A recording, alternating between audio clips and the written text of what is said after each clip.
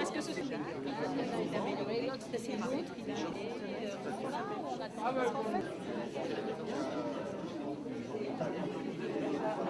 Merci à tous d'être là ce soir. Nous accueillons deux artistes, deux amis, deux habitués des milieux de l'école, avec grand plaisir ce soir. Jean Toulouse et Alain Gabriot. Vous êtes venus parce que vous les connaissez, vous les avez croisés. Vous les avez croisés dans les galeries, on les voit beaucoup.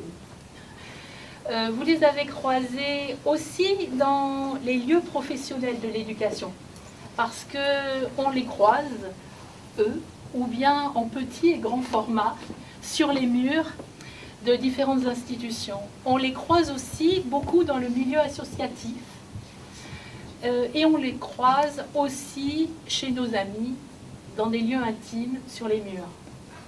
Ces parcours culturels, nous les avons montés à plusieurs pour aiguiser le regard de nos étudiants, les surprendre, favoriser les échanges aussi, et dans la diversité aussi des productions que nous exposons, les attirer vers un langage différent, et les mettre en appétit. Vous voyez que ce soir, le vernissage est filmé pour permettre d'être visionné par nos étudiants dans les écrans que nous avons disposés dans 3 lieux stratégiques de l'UFR, pour leur donner des éléments pour lire les œuvres des artistes, une clé de lecture de l'œuvre, et une clé de lecture en lien avec nos formations, parce que c'est ça qui est important, c'est ce que l'on peut donner à voir, mais aussi donner à construire, à cultiver pour les pratiques ensuite d'enseignement dans nos différents établissements.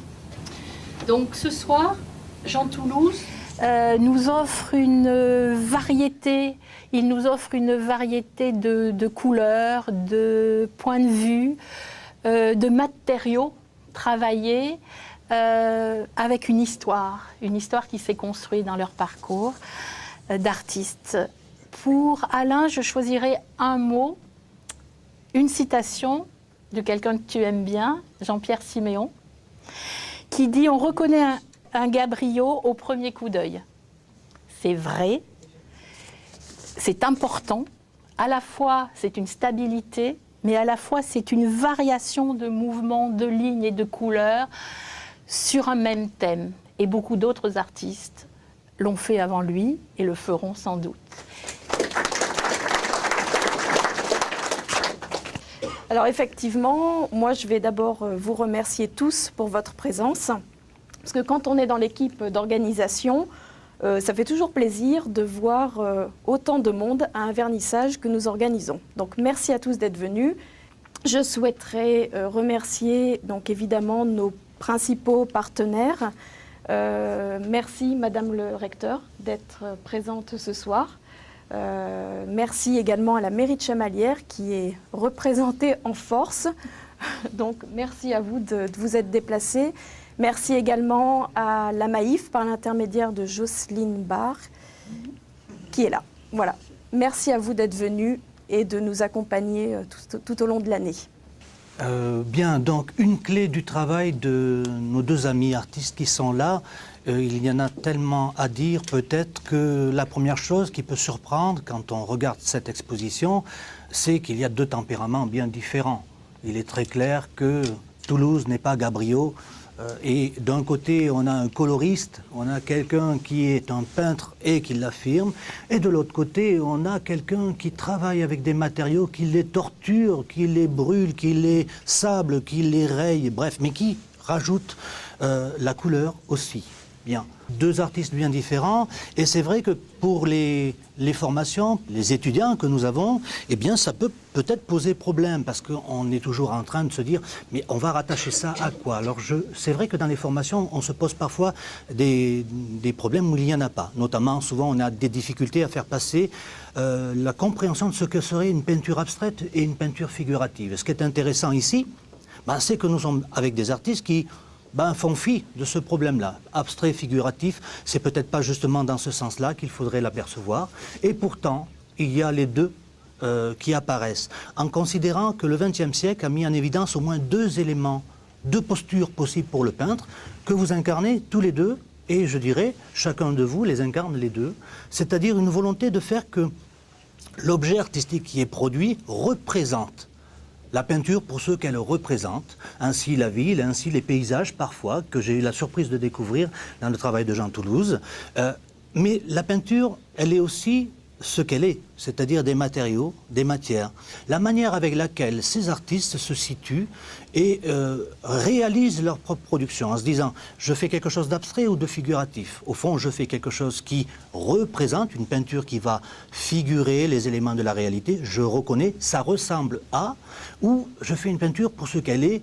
Et ce qu'elle est, c'est des matériaux, c'est des empattements, c'est des brillances, c'est des matités, c'est des reliefs. Bien, là, on a un Alain Gabriot qui, dans son travail avec des thématiques qui sont souvent les siennes, la ville, l'urbain, avec ce travail sur l'outil, sur la trace, sur l'empreinte, sur la couleur, qui inscrit à la fois et l'empattement et la matière et tout ce qui se joue dans la fluctuation chromatique.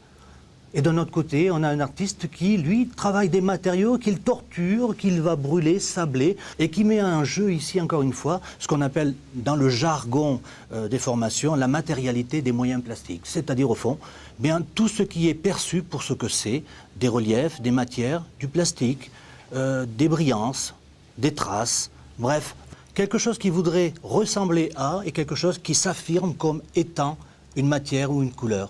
Eh bien, chez ces deux artistes, voilà un point commun, voilà une clé.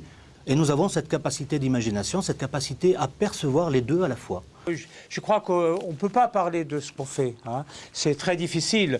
Lionel a dit l'essentiel, à savoir que je me situe donc entre figuration et non-figuration, c'est-à-dire que je fais comme beaucoup de collègues, à savoir que je pars d'une réalité, que je m'approprie, que je transforme, que je transpose, pour aller quelquefois dans des réalisations où le point de départ figuratif est très loin et qui peuvent apparaître comme quelque chose de non figuratif ou d'abstrait, comme on dit habituellement, ce qui n'est pas tout à fait la même chose. J'utilise volontiers la couleur, c'est-à-dire qu'en général, ce que je fais est relativement coloré, quelquefois très coloré. C'est pas forcément une qualité, hein.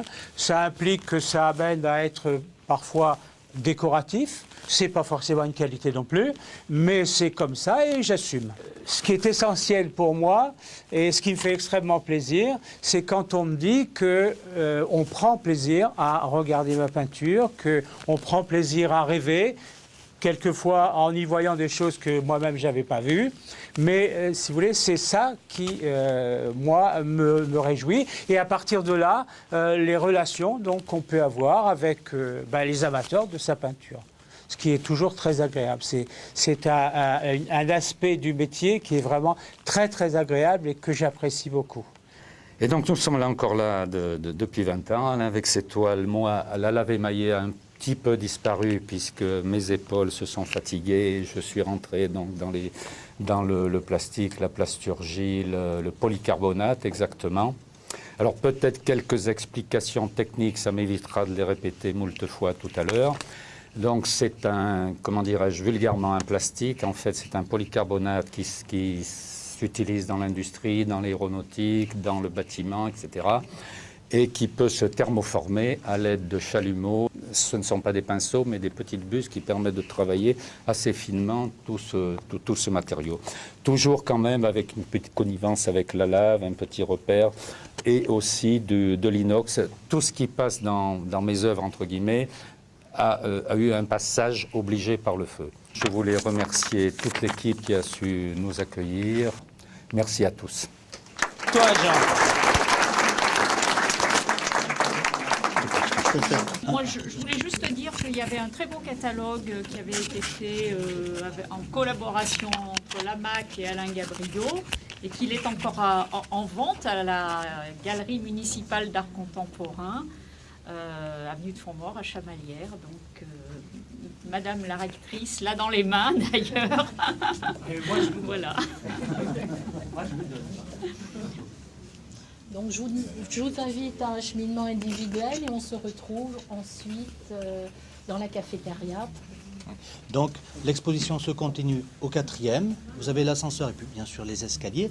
Et donc sur la galerie et aussi dans la salle du conseil qui est adjacente à la galerie.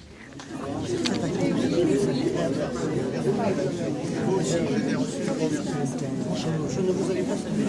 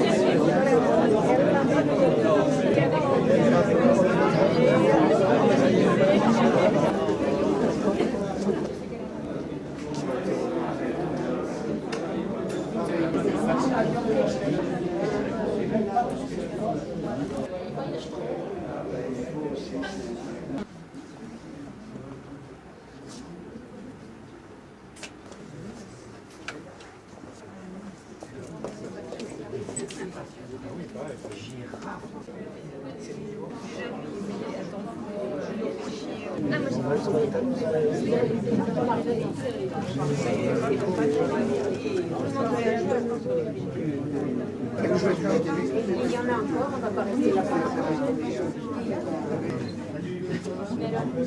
Il y en a qu'une là.